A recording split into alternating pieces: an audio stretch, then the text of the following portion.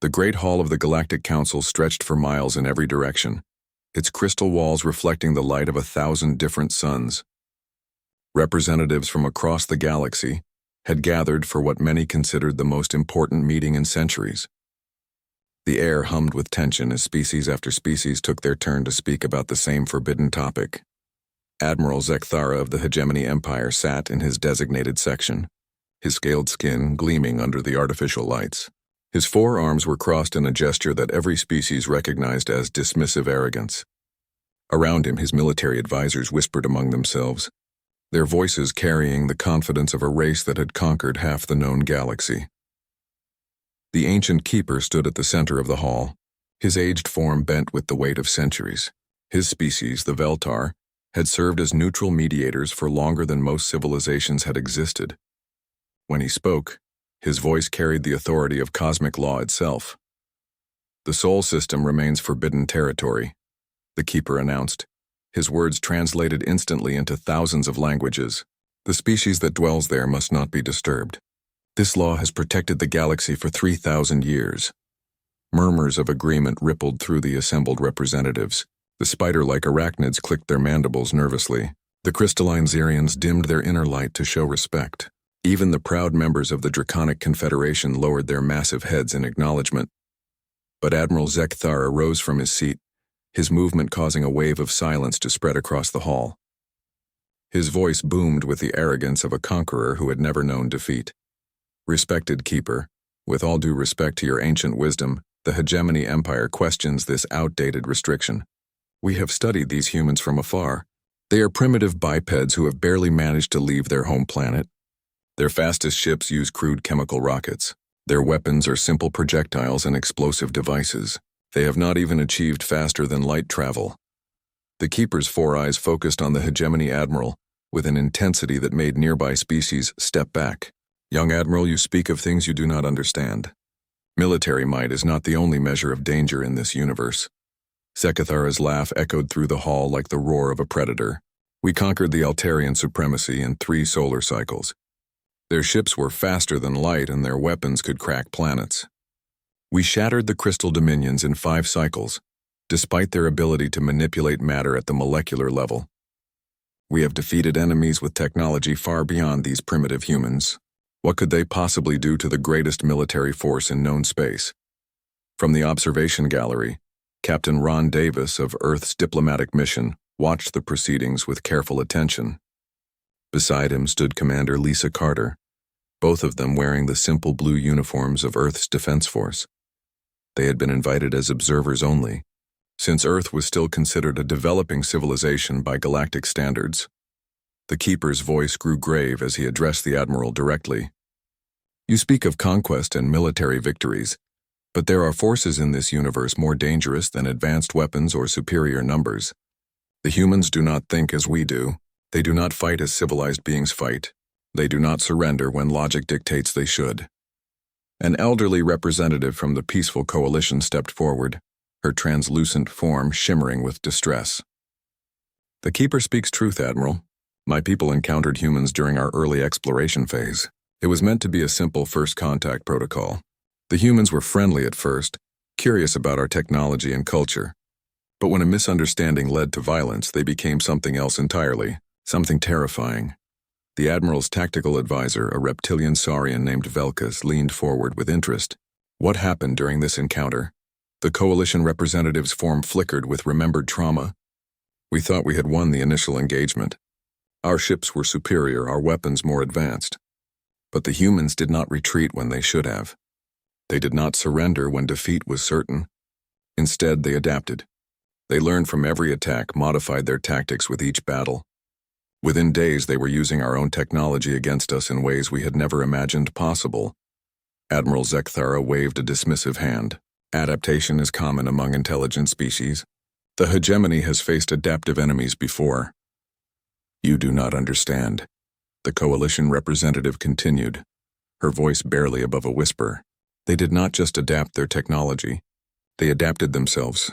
Human soldiers began modifying their own bodies to survive in environments that should have killed them. They turned their civilian ships into weapons. They used their own people as living missiles when necessary. They fought with a desperation and creativity that defied all military logic.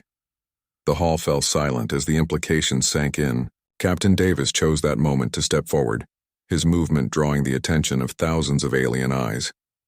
"Admiral Zekathera," Davis said, his voice calm and conversational, "I would strongly advise against any hostile action toward Earth or her colonies." The hegemony admiral turned to face the human, his expression showing barely concealed amusement. "Oh, really, primitive? And what exactly could you do to stop the might of the hegemony empire?" Davis smiled, and that smile sent a chill through every species representative who saw it. It was not the smile of someone making an empty threat. It was the smile of someone who knew a secret that others did not. "Nothing at all, Admiral," Davis replied. "My small diplomatic mission could not possibly stand against your vast fleets. But my species has an old saying that might interest you. We say that if you play with fire, you will get burned." Commander Carter stepped up beside her captain, her own expression equally calm. "The thing about humans, Admiral, is that we have a very long memory.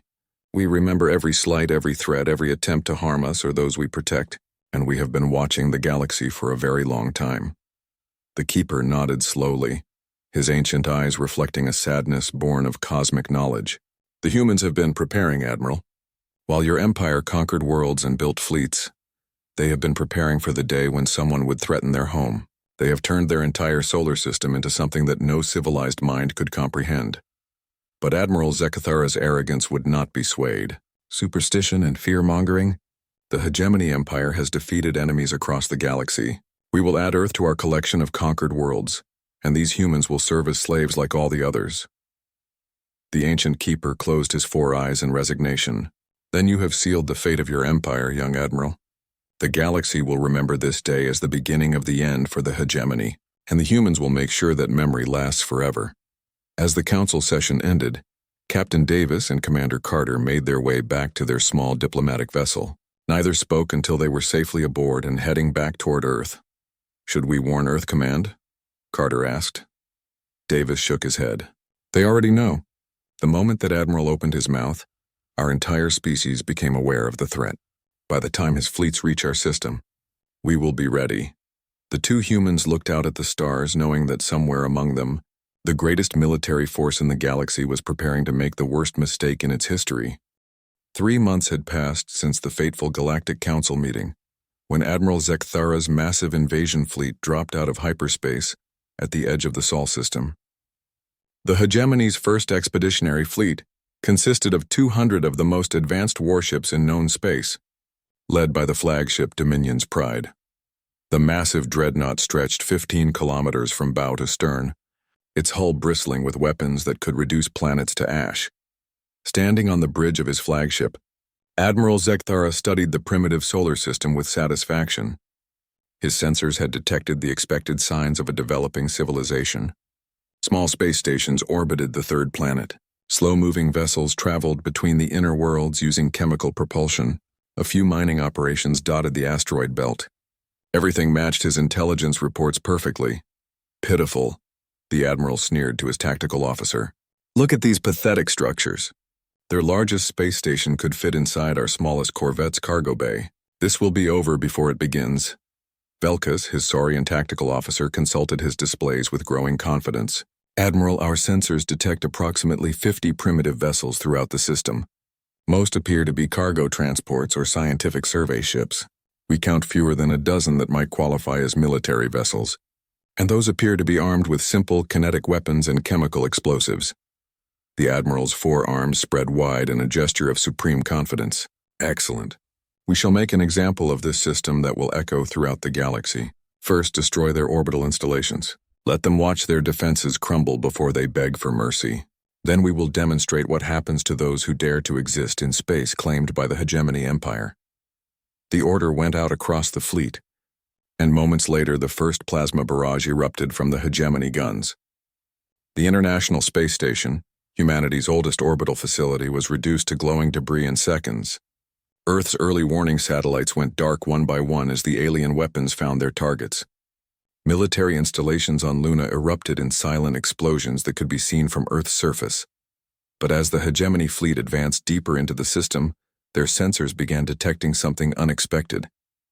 Energy signatures were appearing throughout the solar system, emerging from locations where nothing had been detected moments before.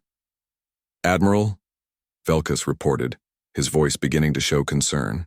"We are detecting massive power sources coming online throughout the system. Multiple contacts emerging from concealed positions behind asteroids, within planetary rings, and in the shadow of the outer planets." Admiral Zekthara studied his tactical display with growing confusion, where moments before his sensors had shown a nearly empty system. With a few primitive installations, now hundreds of contacts were appearing. Ships were materializing from what had seemed like empty space.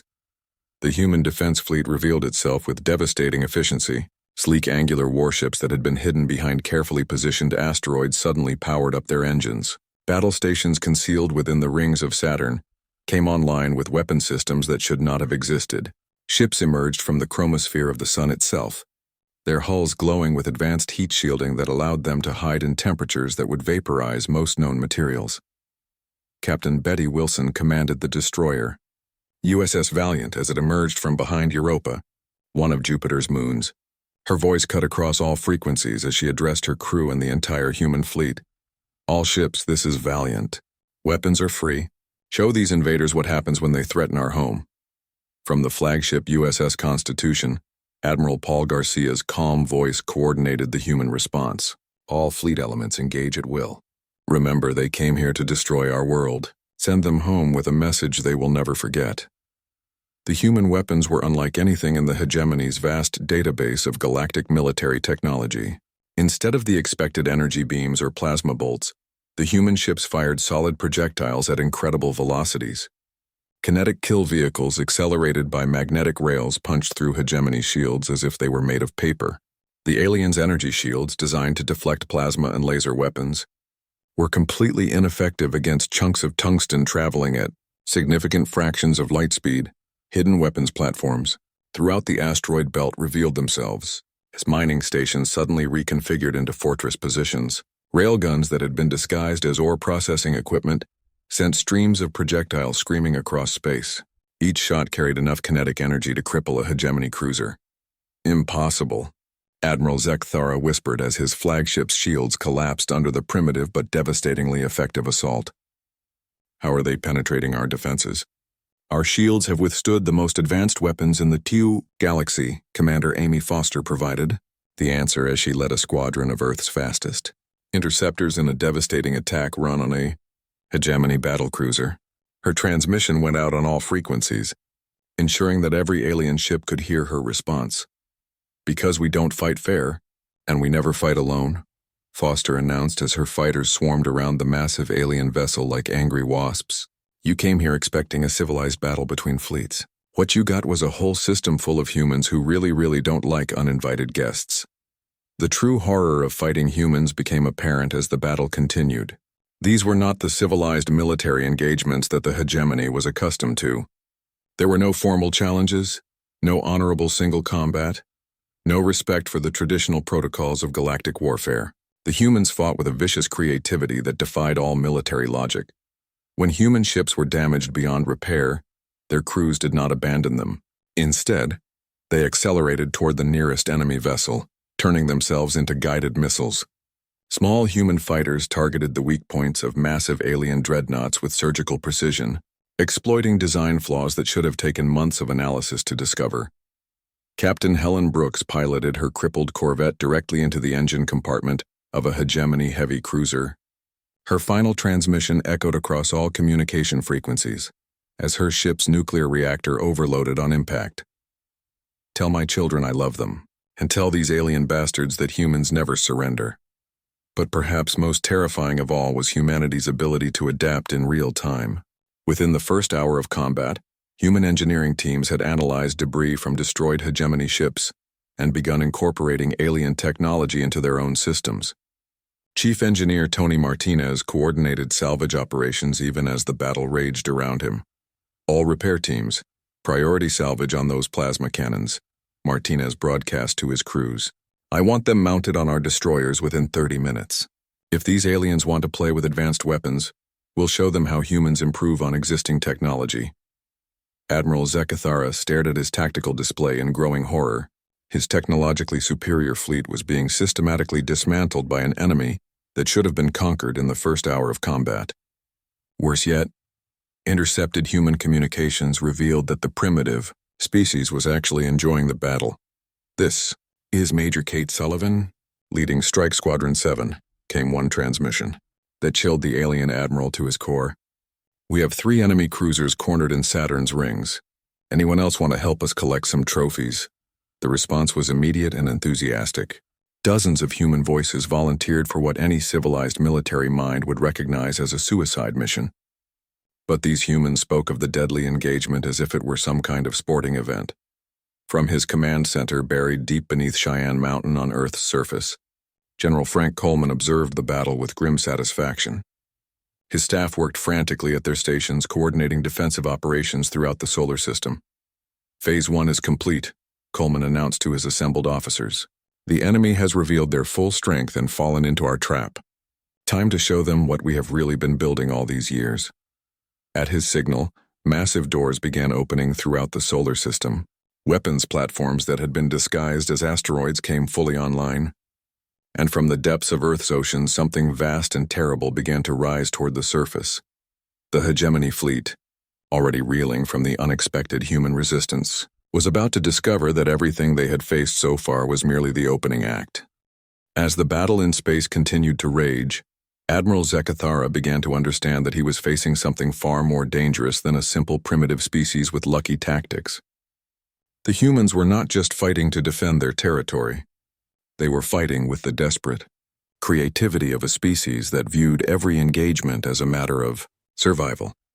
Lieutenant Colonel Steve Parker coordinated the asteroid belt defense network from his command post hidden within what the hegemony had assumed was a simple mining facility.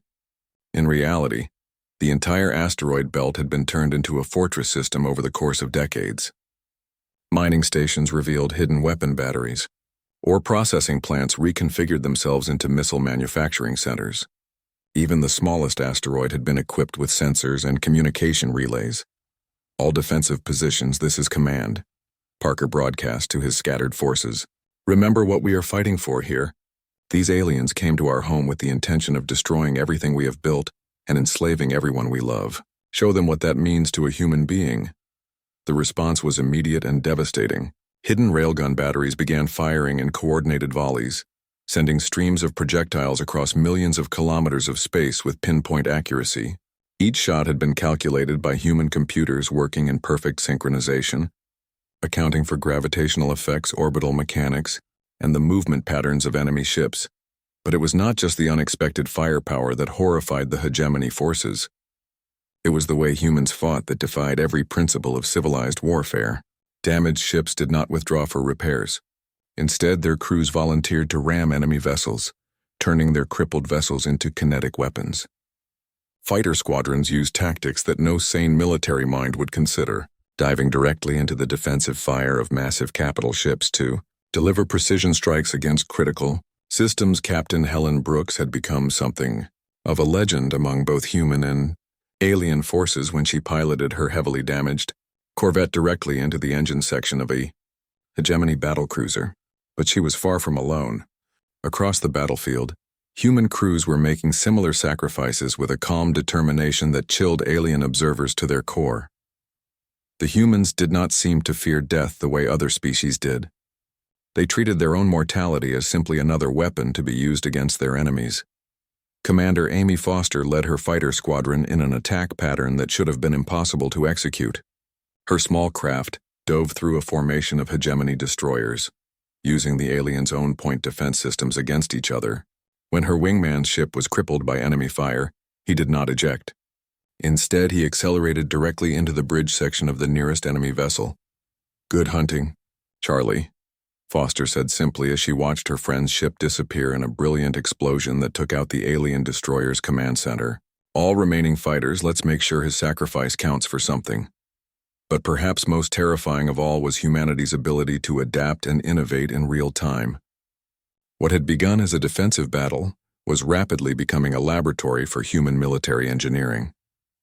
Teams of technicians worked frantically to analyze captured alien technology and incorporate it into human systems. Chief Engineer Tony Martinez coordinated salvage and modification operations from his mobile workshop ship. Around him, human engineers worked with the focused intensity of a species that had learned to innovate or die. We have successfully integrated their plasma cannons with our targeting systems, Martinez reported to Fleet Command. The alien power sources are compatible with our energy grid after some modification. We can have these weapons operational on 12 of our destroyers within the hour. The implications were staggering. Humanity was not just defending against superior alien technology.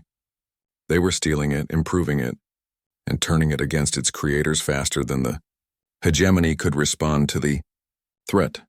Admiral Zekthara watched his tactical display with growing horror as human ships began appearing, with hybrid weapon systems that combined the best of both technologies. Alien plasma cannons mounted on human vessels proved devastatingly effective, because human targeting computers could calculate firing solutions faster and more accurately than hegemony systems.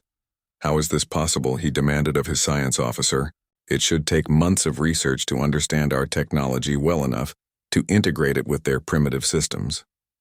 The answer came from an intercepted human communication. Dr. Sandra Murphy, Earth's leading xenotechnology specialist, was coordinating the integration efforts from her laboratory ship hidden behind one of Jupiter's moons. The alien technology is actually quite elegant, she explained to her research teams. Their power systems are based on contained fusion reactions, which we have been working with for decades. Their weapon systems use magnetic field manipulation to contain and direct plasma, which is similar to our railgun technology. The real breakthrough is their material science.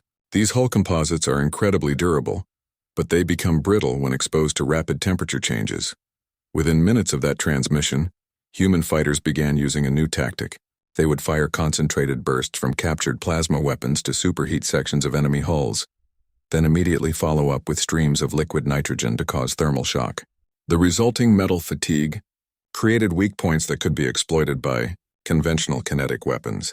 The hegemony forces found themselves facing an enemy that not only refused to fight by established rules but seemed to invent new forms of warfare. With every engagement, human tactics defied military logic because they were based on a completely different understanding of what war meant. Colonel Nancy Price commanded the hidden lunar defense installations, massive railgun batteries that had been disguised as scientific research facilities. Her weapons could accelerate projectiles to 15% of light speed, turning simple chunks of metal into planet-killing weapons. Target the enemy flagship, Price ordered her gun crews. Full power, maximum velocity. Let's see how their shields handle a tungsten rod moving at 45,000 kilometers per second. The shot took 12 minutes to cross the distance between Luna and the hegemony flagship. When it struck, the kinetic energy release was equivalent to a small nuclear weapon. The Dominion's Pride's shields collapsed instantly, and the projectile punched completely through the massive vessel from bow to stern.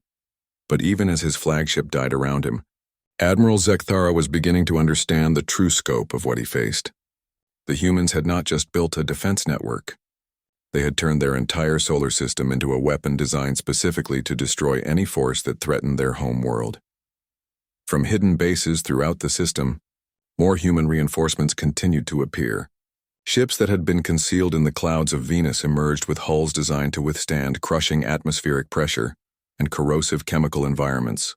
Vessels that had been hiding in the ice fields of the outer planets revealed themselves, with advanced stealth systems that rendered them nearly invisible to hegemony sensors.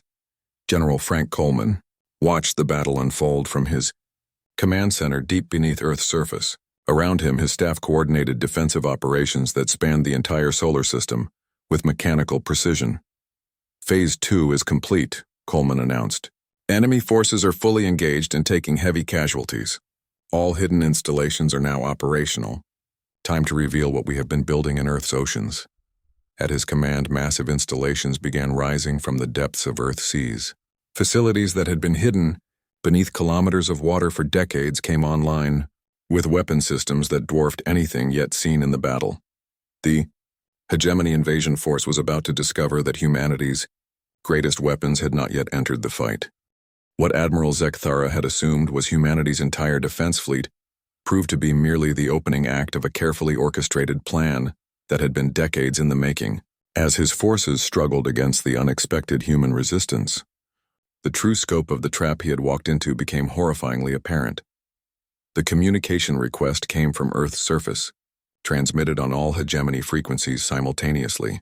Admiral Zekthara had no choice but to accept the incoming transmission, and when he did, the face that appeared on his view screen belonged to someone he had not expected to see. President Michelle Carter sat calmly in what appeared to be a war room deep beneath Earth's surface. Behind her stood a collection of Earth's military leaders, their faces hard with the determination of a species that had been preparing for this moment for generations. The human leader's voice carried the quiet authority of someone who held the fate of worlds in her hands. Admiral Zekthara of the Hegemony Empire, she began, her words translated instantly into his language. You were warned by the Galactic Council to leave our system alone. You chose to ignore that warning and bring war to our home. Now you will learn why every civilized species in the galaxy fears humanity. The president nodded to someone off-screen, and the nightmare that Admiral Zekthara had stumbled into truly began to unfold. From Earth's oceans, massive vessels began to rise toward the surface. These were not the primitive ships his intelligence had reported. These were submarines the size of dreadnoughts, their hulls gleaming with advanced composite materials that seemed to absorb sensor readings. The lead vessel stretched over 3 kilometers in length, dwarfing many of the hegemony's own capital ships. Admiral Chris Logan commanded the submarine fleet from the bridge of the USS Leviathan, a vessel that had been hidden beneath the Pacific Ocean for over 20 years. His weathered face showed no emotion as he gave the order that would change the course of galactic history. Surface the fleet, Logan commanded. All vessels, emergency blow.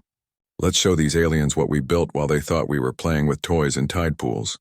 The ocean itself seemed to boil as dozens of massive submarines breached the surface simultaneously.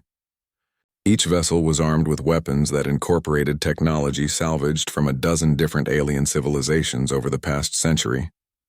Humanity had been preparing for this moment since their first contact with galactic civilization. But the ocean fleet was only the beginning of the revelation. Hidden bases on Earth's moon revealed their true purpose as massive installations that had been disguised as mining operations came online. Colonel Nancy Price commanded the lunar defense grid from a facility that stretched for kilometers beneath the moon's surface. All batteries. Target the enemy capital ships, Price ordered her crews. Full power, maximum velocity. Show them what human engineering can accomplish when we really put our minds to it. The lunar railguns were engineering marvels that pushed the boundaries of what was physically possible. Electromagnetic launchers stretched for dozens of kilometers beneath the moon's surface, capable of accelerating projectiles to significant fractions of light speed. When they fired, the kinetic energy release was visible from Earth as brilliant flashes of light on the lunar surface. Mars, which the hegemony had dismissed as a simple colony world, revealed itself to be a fortress planet bristling with defensive installations. What had appeared to be mining operations and research facilities were actually military bases that had been built over the course of 50 years by colonists who knew this day would eventually come, Captain Mary Walsh commanded. The Martian Defense Fleet from her flagship, a vessel that had been constructed in the asteroid belt using materials that officially did not exist in human inventory. Her ships were sleek predators designed specifically for space warfare, incorporating lessons learned from studying every alien vessel that had ever visited the Sol system. All ships, weapons free, Walsh commanded her fleet. Let's give these invaders a proper Martian welcome. The truth hit Admiral Zekthara like a physical blow to his scaled body. Humanity had not been caught unprepared. They had been waiting. Every mining station, every research facility, every apparently civilian installation had been part of an integrated defense network that turned the entire solar system into a massive military installation. The humans had been studying alien visitors for decades, learning their technologies, understanding their tactics, and preparing for the day when someone would try to conquer their home. They had built their defenses not around their worlds, but around the assumption that any enemy would be technologically superior and numerically overwhelming. How long? Admiral Zekthara whispered to his tactical officer as another salvo of kinetic projectiles tore through his formation. How long have they been planning this? The answer came from an unexpected source. The elderly keeper's voice reached them through a transmission from the Galactic Council chambers. his words heavy with the weight of cosmic knowledge. "Since their first rocket reached their moon, young Admiral, since they first looked at the stars and realized they were not alone in the universe, while your empire conquered primitive worlds and built fleets to intimidate lesser species, humanity prepared to defend their home against enemies they had never seen but knew would eventually come. The scope of human preparation became clear as the battle continued. Every asteroid in the belt had been equipped with sensors and weapons. Every moon of every planet had been turned into a fortress. Even the comets in the outer system had been fitted with guidance systems that could turn them into kinetic weapons if necessary. Captain Rick Hayes led a squadron of destroyers that emerged from concealment behind Titan, Saturn's largest moon. His ships had been waiting there for over a year, their crews living in cramped conditions but maintaining perfect readiness for the moment when they would be needed. "Command, this is Titan Squadron," Hayes reported as his ships joined the battle. "We have been monitoring enemy communications. They are requesting reinforcements from their home fleet. Estimated arrival time is 6 months. General Coleman's response came immediately from Earth's command center. Copy that, Titan Squadron. 6 months should be plenty of time to clean up this mess and prepare a proper welcome for their friends." The casual confidence in the human commander's voice sent a chill through every alien who heard the transmission. These humans were not just defending their home. They were already planning for the next battle, already assuming they would win this one. Dr. Sandra Murphy continued her analysis of captured hegemony technology from her mobile laboratory, a vessel that had been disguised as a simple cargo hauler. Her teams worked with the focused intensity of scientists who knew that their discoveries could mean the difference between victory and extinction for their species. The enemy's faster than light. Communication systems are based on quantum entanglement, she reported to Fleet Command. "We can intercept their messages, but more importantly, we can trace them back to their source. I'm uploading coordinates for their home systems to all command ships." The implications were staggering. Not only were the humans winning the battle in their own system, but they were already gathering intelligence for potential counterattacks against hegemony worlds.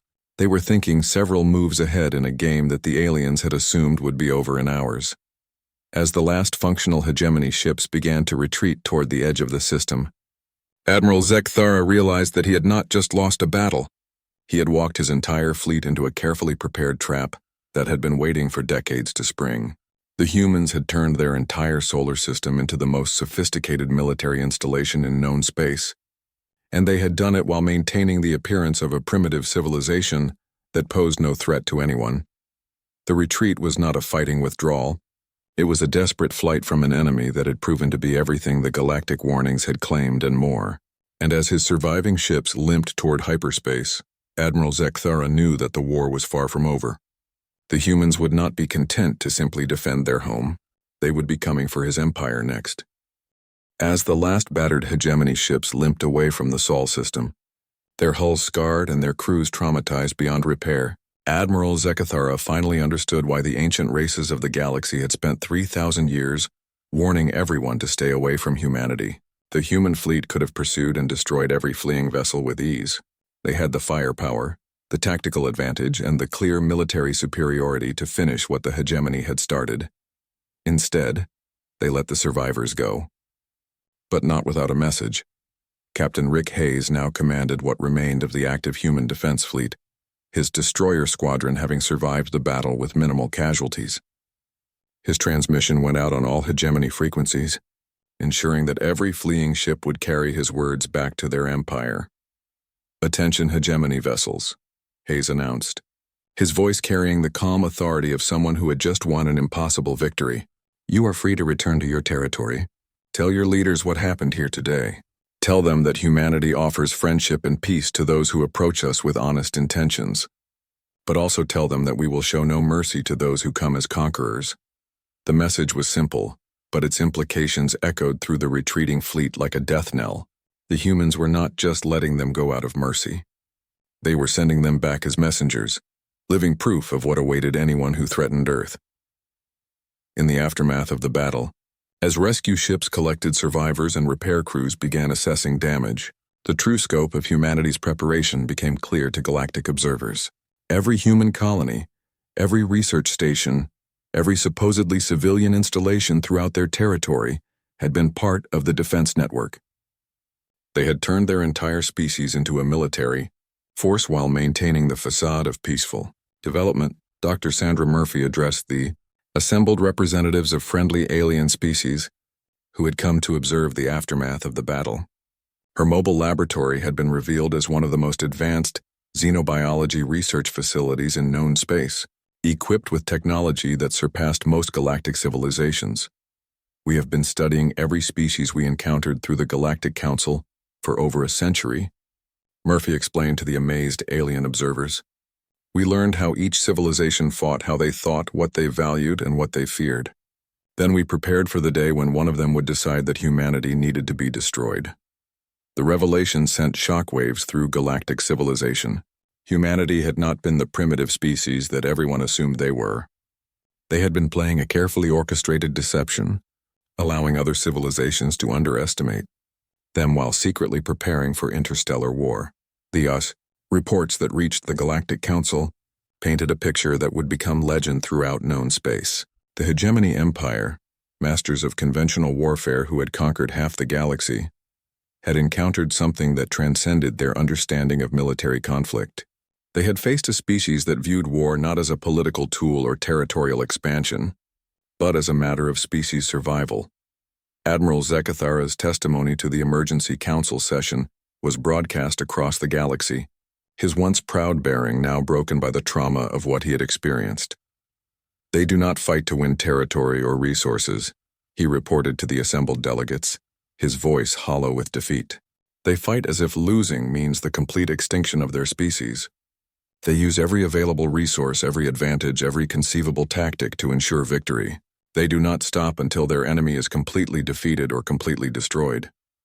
The elderly keeper nodded sadly as he listened to the Admiral's report. Now you understand why we warned you, young Admiral. Humans do not wage war as other civilizations do. Every conflict is existential for them. Every battle is fought with the desperation of a species that believes it is fighting for its very survival. The psychological impact of humanity's victory spread through the galaxy faster than light. Communication systems could carry official reports. Species throughout known space began to reconsider their understanding of the small blue world that they had dismissed as primitive and harmless.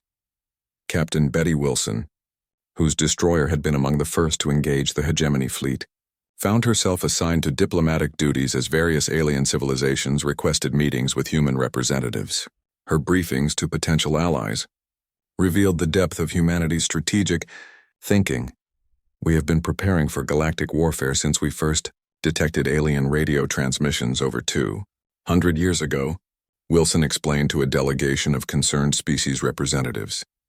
Every human settlement, every space installation, every piece of technology we developed was designed with the assumption that we would eventually face enemies with superior weapons and greater numbers. The implications were staggering. Humanity had spent centuries preparing for a war that most galactic civilizations assumed would never come. They had sacrificed economic efficiency, political convenience, and peaceful development to build a military capability that could defend against any conceivable threat. Years passed, and the Sol system gradually returned to its peaceful appearance. Construction ships worked carefully to conceal the newest weapons platforms among innocent-looking space debris. Mining operations resumed their dual role as both resource extraction and military preparation. The human defense network continued to grow stronger with each passing day. Admiral Paul Garcia, now promoted to overall command of Earth's defenses, stood on the observation deck of humanity's newest orbital installation. Beside him, his granddaughter asked the question that many young humans were beginning to wonder about. Grandfather, why do the aliens no longer threaten Earth? Are we really that strong? Garcia smiled as he watched the construction crews carefully positioning another hidden weapons platform among the asteroids. His weathered hands pointed toward the stars where humanity's influence was quietly spreading throughout local space. We are not the strongest species in the galaxy, sweetheart. We are not the most advanced or the most numerous, but we have something that most other civilizations have lost over the centuries of peaceful galactic cooperation. When threatened, we become something far more dangerous than any conventional military force. The child looked up at her grandfather with curious eyes, waiting for him to explain. We become desperate, Garcia continued, his voice carrying the weight of hard-won wisdom. And a desperate human, as the galaxy has learned, is the most terrifying thing in the universe. We fight not just to win, but to ensure that our children and grandchildren will never have to face the same threats we did. The warning spread throughout galactic civilization like a virus, passed from species to species in hushed conversations and diplomatic briefings. The new rule of interstellar politics became universally understood, even if it was rarely spoken aloud. Avoid the Sol system at all costs. Not because humanity was the strongest or most advanced civilization, but because they had proven themselves to be something far more dangerous when threatened. They had become the galaxy's reminder that peaceful coexistence required mutual respect, and that some species would fight with absolute determination to protect what they valued most. The hegemony empire collapsed within a decade of their failed invasion, not from direct human action, but from the simple fact that word of their defeat had spread throughout their territory. Subject species across their empire realized that if primitive humans could defeat the mighty hegemony, then perhaps their oppressors were not as invincible as they had claimed. Rebellions broke out on dozens of worlds. Client species declared independence. The carefully maintained facade of imperial invincibility crumbled as subject populations learned that even the greatest military power in known space could be defeated by determination and clever planning. And in the quiet corners of space stations and diplomatic receptions throughout the galaxy, alien species began following a new unwritten rule of galactic civilization: be polite to everyone you meet. Be respectful of their customs and territorial claims. Be very, very careful about making threats or demands, because you never know which one might be human,